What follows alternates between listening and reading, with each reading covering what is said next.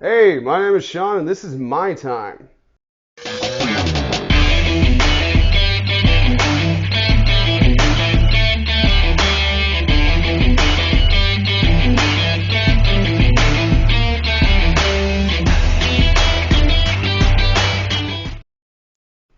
Welcome Hey, to my time. My name's Daniel Thomas. It's another episode, and we're here today with Sean. How you doing today, Sean? I'm doing good, man. Welcome to the show, Oh man. yeah. COVID proof, right? Oh, of course. I can wash my hands after this, but Indeed. Well, yeah. you've seen the show before. You know how we're gonna do it. Yeah. Indeed. Or I'll ask you three questions. You'll ask me three questions. We'll have some fun. Okay, sweet. We'll get right started.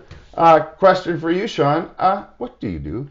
Hey, so I'm a courier plus warehouse assistant slash building maintenance guy, and my usual day usually consists of delivering. The company I work for deliver. We do computers and we do printers. We also have like an IT department and we do internet security as well. But for the most part, I deliver printers majority of the time. Okay. You Yeah. have to set up the printers. I will help get them in place and everything like that. And some machines are about the size like the one you got on the desk over there, but some Right. of them are like the size of your fridge. Oh, huge. And those things weigh like 240 pounds. Yeah, I've had to haul those things up and down stairs like almost on a daily basis. So. Must have some pipes, man. Oh yeah. Right on, right on. How long have you been working with this company? I've been there for 4 years now. Nice, and you're enjoying it? Yeah. Some days more so than others, but yeah. Well, I think that's the same with any job. Yeah, totally true. Except for this one. This Well, of is course, this is the dream job. couldn't get any better, man. All right, so interesting. Your job has taken you a few places, and one that you've written is psychiatric facilities. I'd like you to tell us a little bit about what you've experienced in those places. Okay. Because, some of us know a few things about what happens there, and we would just like to get your opinion. Okay, so yeah, I've been to the psychiatric facility located here in Saskatoon. It's the criminally insane psychiatric facility. Like it's located just outside of Silver Springs. It's the one that you go to if you've like committed a murder or something like that. Right. That one's a little extreme. Not going to go into it. I've also been to the psychiatric facility, both the new and the old one, located in North Battleford. Okay. The old one's really cool. I'm not going to go too much into depth in it. If anyone wants to like just look into the history of it, it's a really cool building. It's like one of the oldest psychiatric facilities in Canada. They did everything there back in the day, but it's been closed for about a year or two now because of it just wasn't up to code and they had health issues. I was there and it was rancid, man. Yeah, it's creepy. Like You're gonna tell us about the new facility. I mean, it was Oh, yeah. about time. Yeah, the new facility is actually really cool. And if I knew anyone who is suffering from some sort of mental disorder or condition or whatever you want to call it, I would send them there.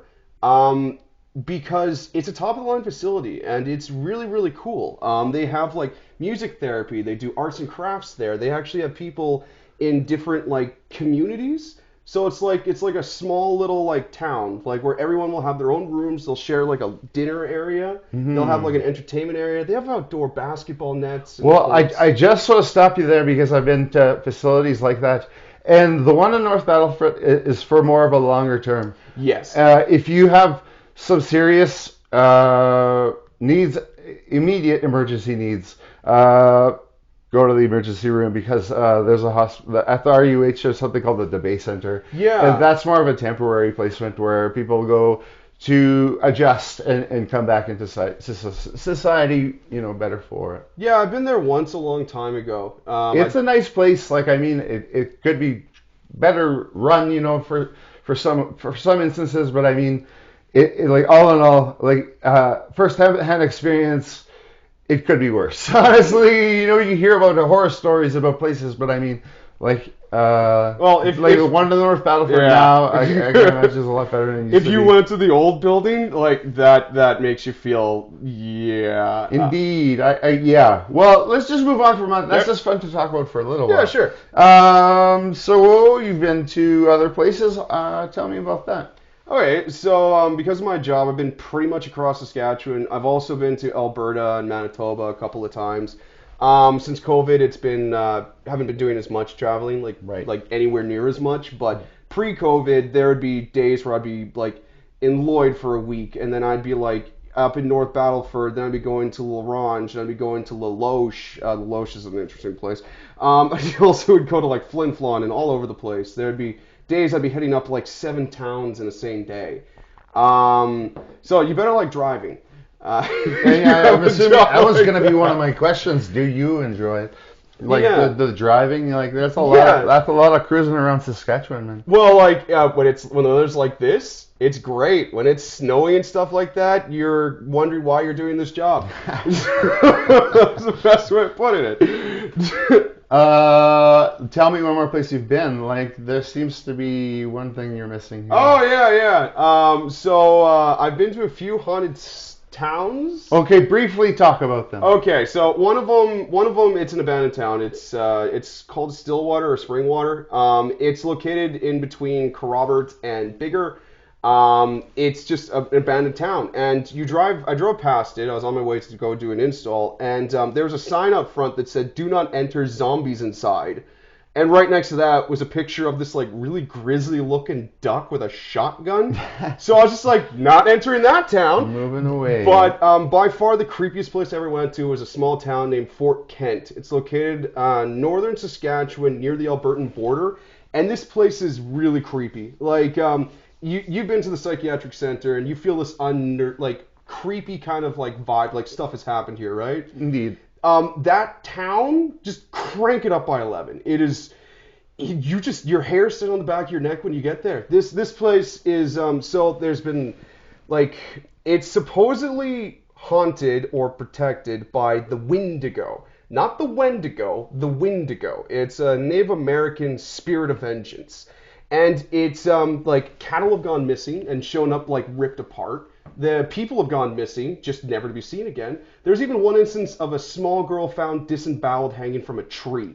Shit. Like, it's a creepy place. And in this small town, there's people live there, but there's no convenience stores, there's no gas stations, there's no grocery stores, there's no liquor stores, there's no schools, there's no kind of business of any kind, just houses. It's so weird.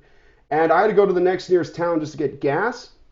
I was just talking to people like, hey, how's your day going and stuff like that. I mentioned I was there, and they're like, yeah, that place is fucking weird. And I'm like, yeah, it is. I have to go back there, unfortunately, to acquire my associate who's working on a machine. Geez, I was so glad to get out there afterwards. I've not been there since. Don't go there. Just What's the name of the town one more time? Fort Kent. Well, if you're looking for a good time, folks, head down to Fort Kent. Don't come back to me and say it was horrible. Like, oh God. Well, let's just move on from that. That's awesome. I warned you. Okay. You have a bunch of stuff you do, and I'm just gonna let you go through it. Oh, okay. So, there's like, so currently right now I do this. I used to do pest control. I used to work on a production line. I used to go to school for massage therapy. Didn't graduate because of the fact I just couldn't get the grades, but I was one of the best on-hand practitioners we had there at the time. Right. I even actually helped someone. My best comment was a guy with multiple sclerosis.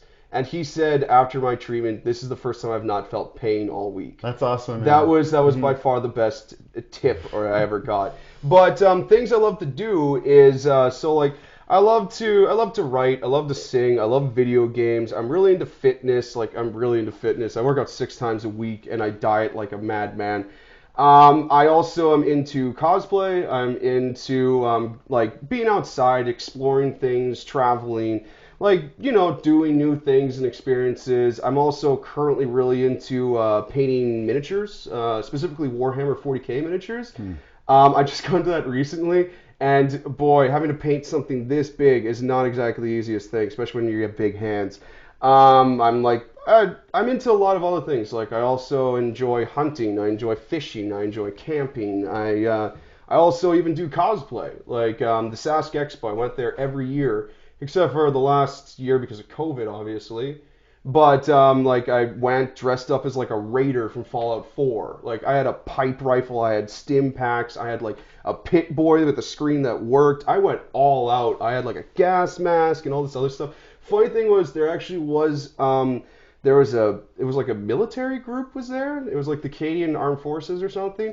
They thought the pipe rifle I made was a real working gun. Oh my And the goodness. one guy actually tried cocking the bolt in it because it was a bolt action rifle, and that's just glued in place. He's Nothing having some happened. trouble. Every other person tried to do that though. Every other person I ran into, they almost broke it.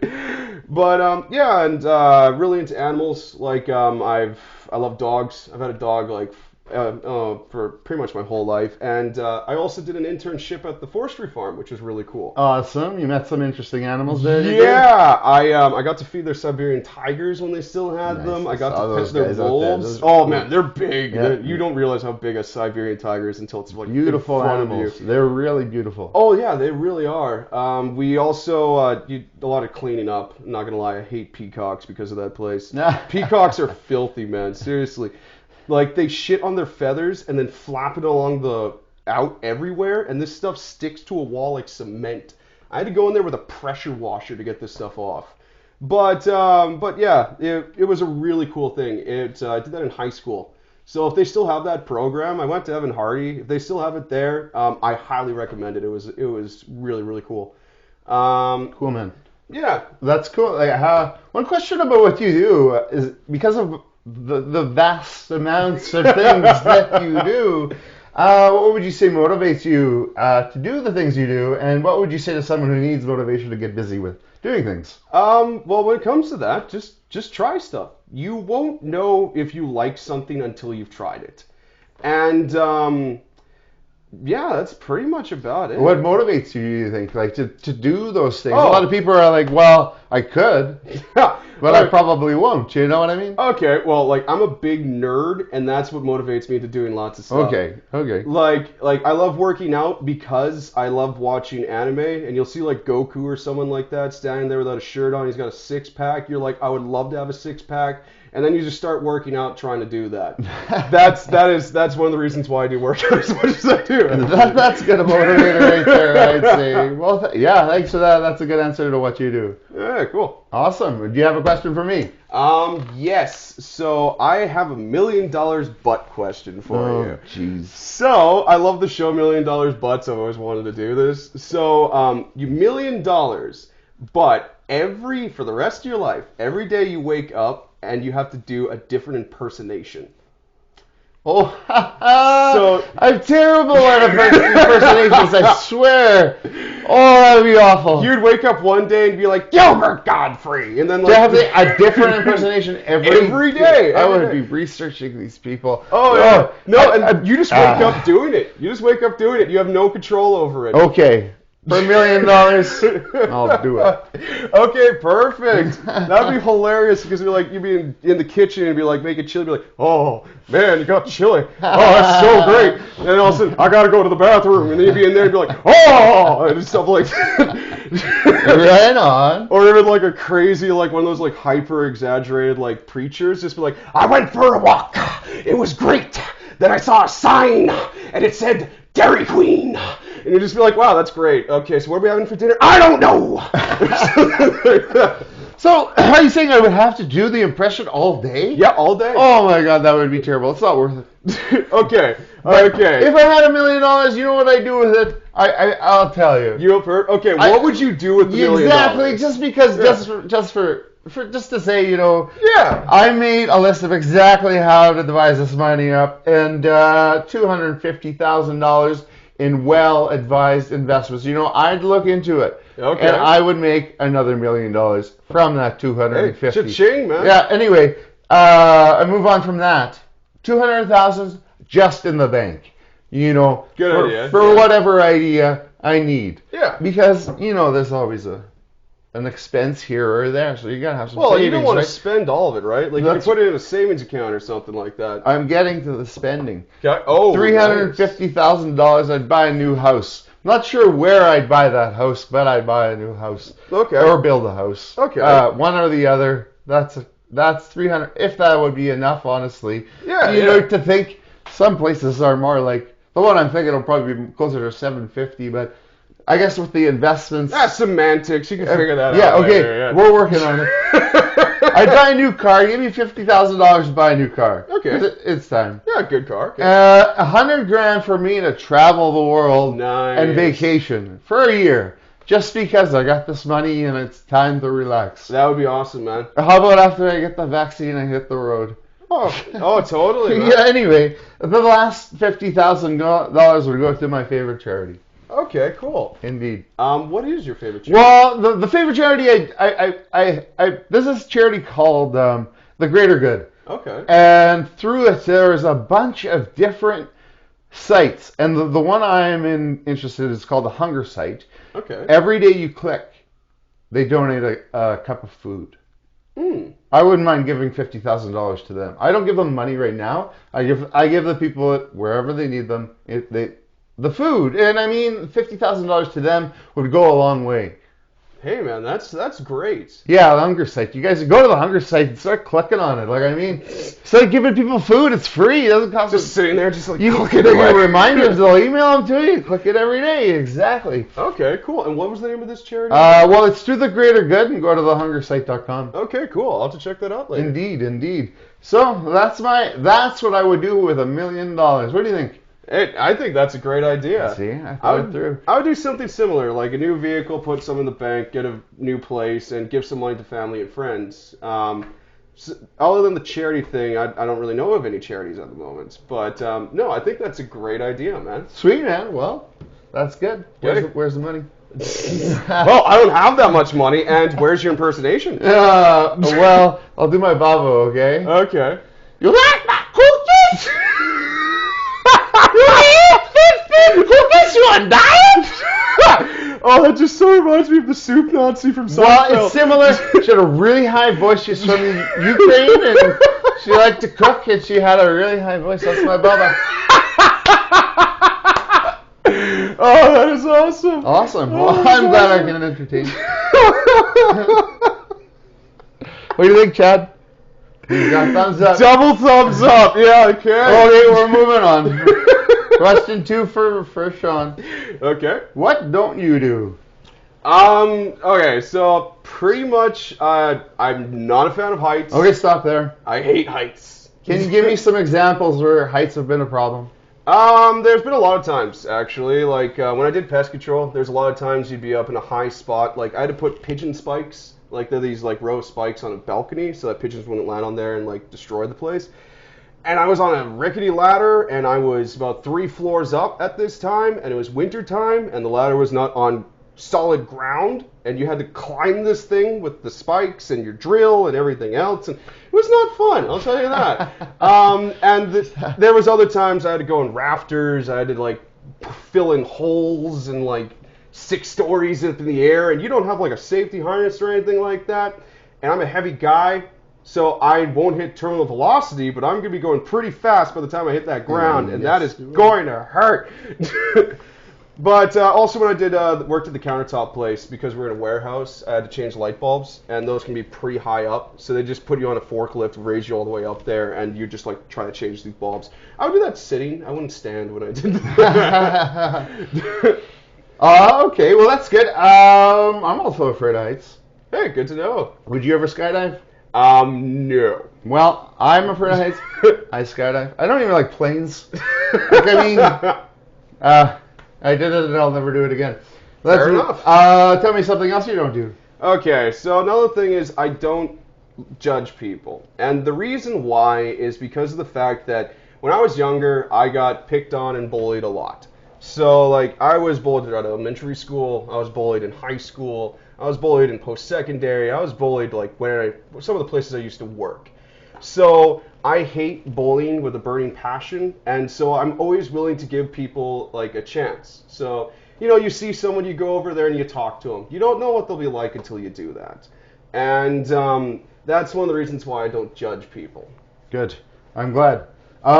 Because I've gone through it in my life as well. Like, I mean, a lot of people have experienced it, and it's just, it's fucking shitty, man. Oh, it totally is. Yeah. Honestly, I wish we wouldn't have to deal with it, but like, it is part of our society, and it was just somehow we have to figure it out. But we'll get to that shortly. You tell me one more thing. You know, you do try everything almost At least once. Is that true? I'm willing to try almost everything at least once. Is there anything you've tried once that will never try again? Okay.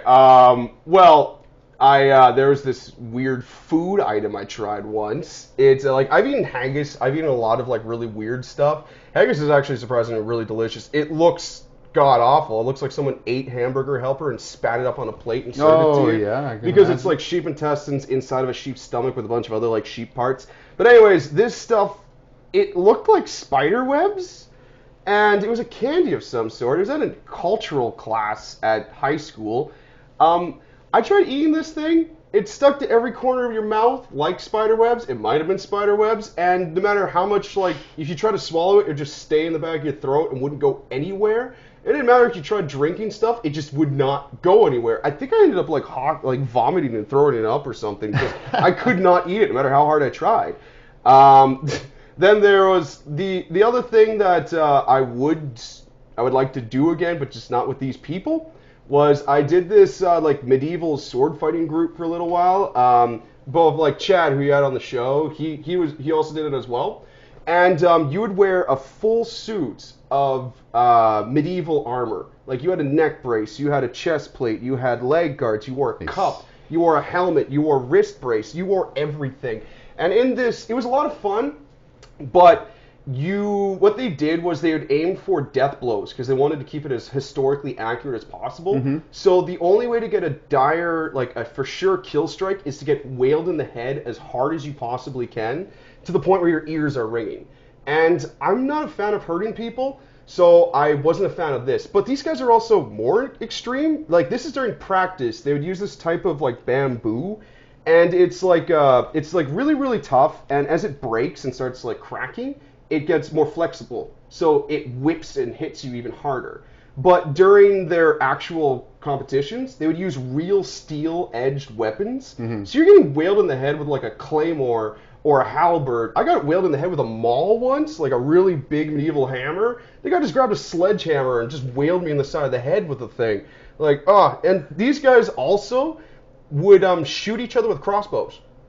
And I was like, oh, so you're shooting a target, right? Like dressed up? And he's like, no, it's a real person. Oh, man. There was, they would aim for the eye slots in the helmets, and you'd wear like Kevlar on the inside. They actually had one guy on there who had only one eye. Wow. I said, did he lose his eye from doing this? They was like, no, he lost it for some other reason. Maybe born that way, I can't remember. But anyways, he was standing there. They shot a crossbow bolt at him.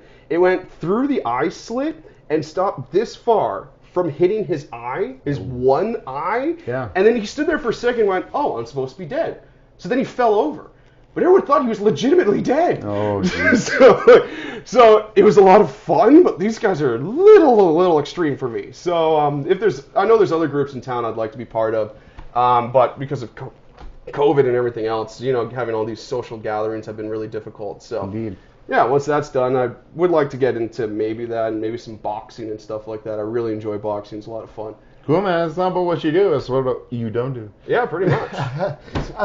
Anyway, that's good for me for that question. Let's move on to your next question. Okay.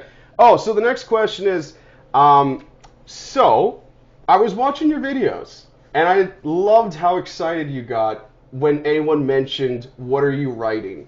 So... what are you currently working on? Yeah. Okay. Sorry, go ahead. Yeah. No, I just want to know what you're currently working on. Yeah, right. Currently, I'm working on a book. It's called Bipolar, A Mind Divided.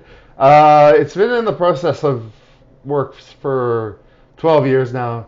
And we are months away from publishers. So it's looking really good. It's a book about my experiences with mental health. Okay. And addictions and relationships and God and everything you can think of under the sun, right? Okay. So I'm passionate about it, and with my writing, like I've been doing it since I was a kid. Okay. Never published anything, but I've done some things that have merited praise, and it's made me confident to write the book I've written. Okay. And I mean, it's been a journey. I'm working with a writer. Her name is Lois Simi, and read her books. Like she's a genius. She's 88 years old, and she's smarter than I am. I'll tell you that. I find most of the time the older folks usually are. Well, they're a lot wiser. But she's quick. And I mean, she's taken my book and made it into something that I would not have been possible to do, honestly. Okay. So, like, because the first book, I wrote the book in 2 stages. First half I wrote in 2009, and I had some bad habits at that time.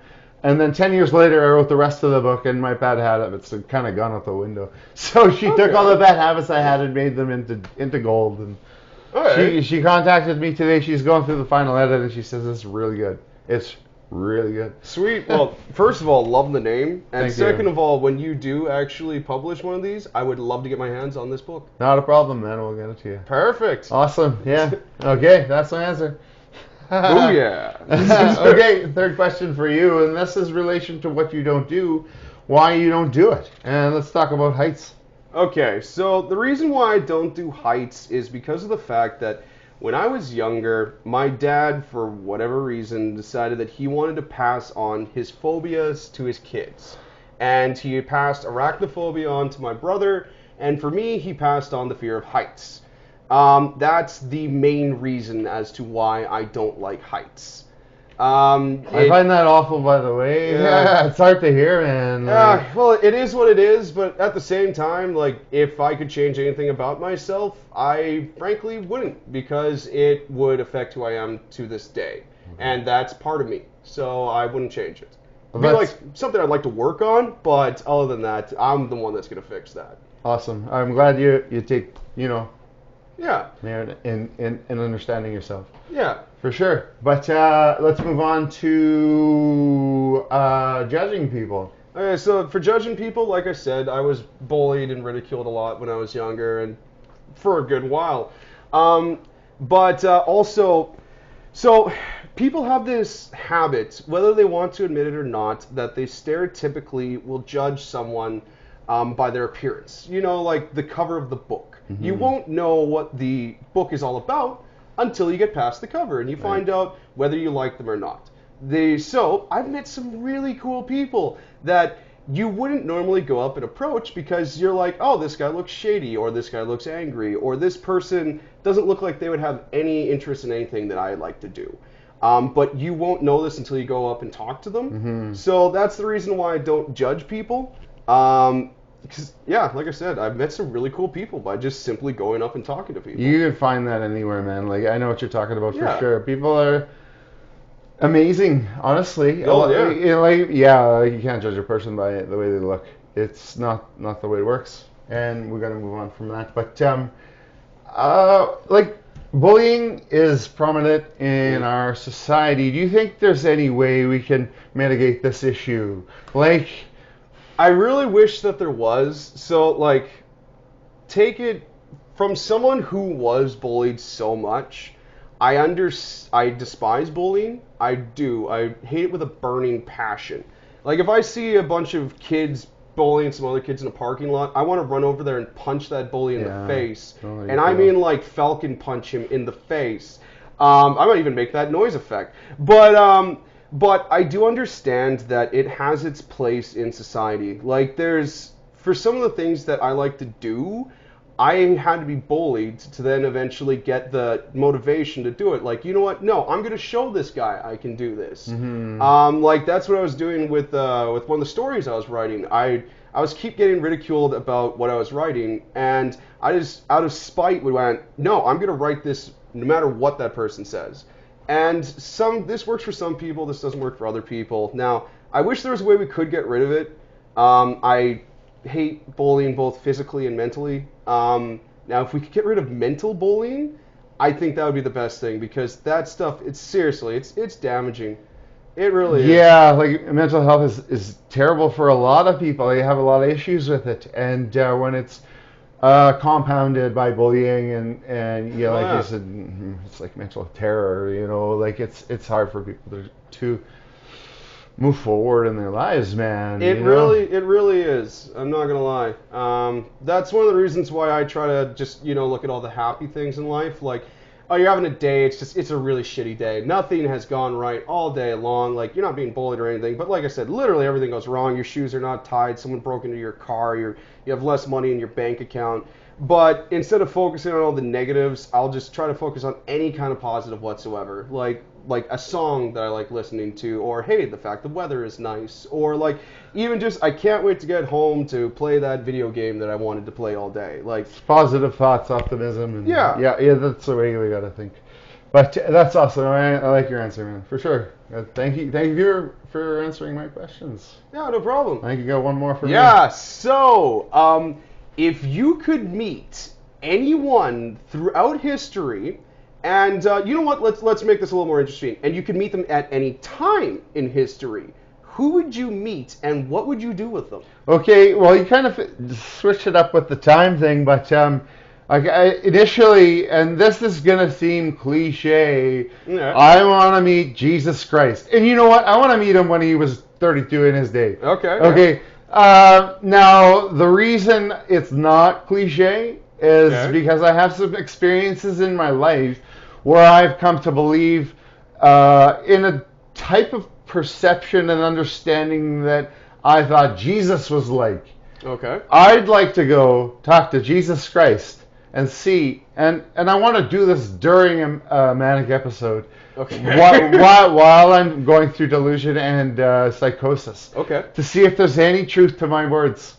Because he's the only one who could really tell me if what I'm feeling is basically the same as what he feels. Yeah. And I'll tell you what, in 2002, I was going through psychosis, and I had some experiences in my life what made me believe I was Jesus Christ. Didn't take me long to realize I wasn't, but I mean, I feel a certain way during these times. This has occurred probably seven times in the last 20 years. These types of understandings and perceptions, and I just like to see if there's any validity to it, And also, like, Jesus is a pretty cool guy. Oh, totally. Come on, he's if you asked me what I might do with him, I think I got a pretty good answer because he did something that was pretty cool, and he walked on water, and you know what? I think that's pretty awesome. I'll tell you a little secret. I tried to do that once too. Oh, didn't really work, but I didn't get too far. But if I could do something with Jesus, I would walk on water. And he asked me what water? Madge Lake. I go to Madge Lake and walk across and back. Just walk across with some people fishing. Hey, top of the morning to you. How's it going? That's a big walleye. Yeah. Oh, sweet. Hey, man, I saw some back there. Like, go across, grab an ice cream, come back, just make a day out of it. Yeah, man. Just feel like you're out of gas. Don't worry, I got it. Walk over to shore, come back. Here you go. That'll be $10. What? Hey, Jesus. Yeah. Hey, hot fist pump. Yeah, there you go. I'd like to meet Jesus one day. Yeah, man. No, that's really cool, man. Yeah, well, that's good, man. Like, we've gone through it. I think that's been a good episode. Well, I'm glad you've been here. Yeah, it was a pleasure. Thanks for coming. And we'll see you soon. Would you like to come back one day? Sure, why not, man? Yeah, I'm sure you can figure out a few more things you do. I can talk about tons of things. Yeah. Well, that's great, Sean. Thanks again for being here. Yeah, no problem, man. And for everybody out there, my name's Daniel Thomas. This has been my time. Until it's your time, goodbye. Hey.